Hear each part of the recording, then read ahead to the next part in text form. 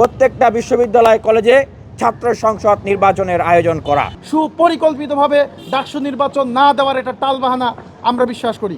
ডাকসু নির্বাচনের জন্য যে পরিবেশ এবং যে একটা আমেজ, এই আমেজ তৈরি করার জন্য বিশ্ববিদ্যালয় প্রশাসনকে অবশ্যই দায়িত্বশীল আচরণ করতে হবে।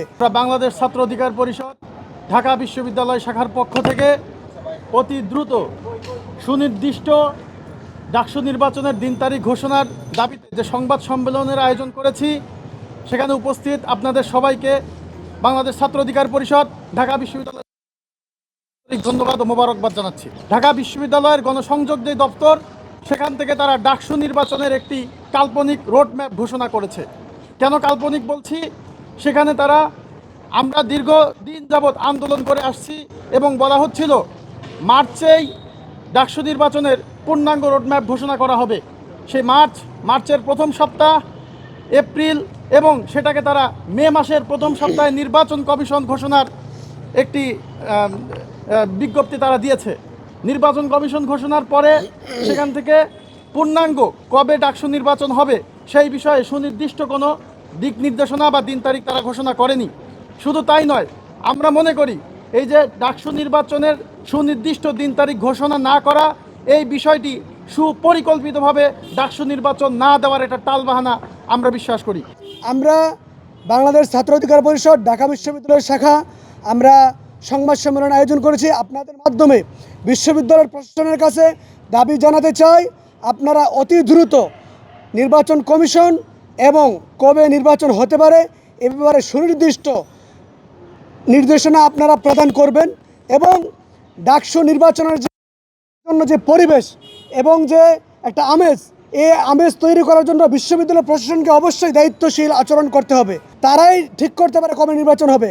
কোনো ছাত্র সংগঠন যদি তারা না চায় নির্বাচন হবে না, সেক্ষেত্রে তাদের কথা শুনে যদি বিশ্ববিদ্যালয় প্রশাসন মনে করে যে কোনো ক্ষমতা আগামীতে কেউ ক্ষমতা আসবে বা কিংবা কোনো ছাত্র সংগঠন তাদের অনেক শক্তি, তাদের শক্তির ভয়ের কাছে নির্বাচন দিতে তারা ভয় পাচ্ছে, এমন যদি মনে করে, তাহলে আমরা বিশ্ববিদ্যালয়ের যে শিক্ষার্থীরা আছে তাদের কাছে বিশ্ববিদ্যালয় প্রশাসনের প্রতারণা হবে, এটা আমরা বিশ্ববিদ্যালয়ের শিক্ষকদের বা প্রশাসনের কাছে হুঁশিয়ারি করে বলে দিতে চাই।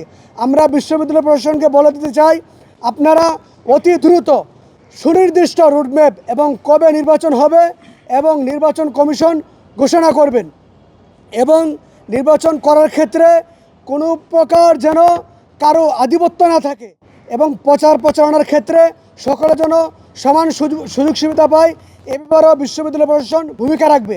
প্রত্যেকটা বিশ্ববিদ্যালয় কলেজে ছাত্র সংসদ নির্বাচনের আয়োজন করা। অনেক বাধা বিপত্তি, ভোট জালিয়াতি, রিগিংয়ের পরেও ডাকসুর ভিভি পদ, সমাজসেবা পদ সহ বেশ কয়েকটি পদে ছাত্র অধিকার পরিষদকে বিজয়ী ঘোষণা করতে তারা বাধ্য হয়। যেই ডাকসুর ধারাবাহিকতায় আমরা দেখে এসেছি এই দেশের তরুণরা, এই দেশের ছাত্ররা, তাদের ভিতরে একটা বিপ্লবী চেতনার সৃষ্টি হয়েছিল। আমরা সেই ডাকসু চলাকালীন সময়েও ঢাকা বিশ্ববিদ্যালয়ে ছাত্রলীগের হাতে অসংখ্যবার অত্যাচারের শিকার হয়েছি। এই ডাকসু ভবনের ভিতরে আমরা হামলার শিকার হয়েছি, কিন্তু সেই প্রতিবাদের দাবানল প্রতিবাদের অগ্নিস্ফুলিঙ্গ কিন্তু থেমে যায় নাই। আমাদের যে কমিটমেন্ট ছিল দেশের মানুষের প্রতি, সেই যে অগ্রযাত্রা মানুষের অধিকার আদায়ের, ছাত্র সমাজের অধিকার আদায়ের, সেটির ধারাবাহিকতাই কিন্তু এই আবার 24 আন্দোলন, সেই 18 কোটা সংস্কার আন্দোলন থেকে ডাকসু নির্বাচন, তারপরে 24-এর কোটা সংস্কার আন্দোলন এবং সর্বোপরি এই গণ অভ্যুত্থান।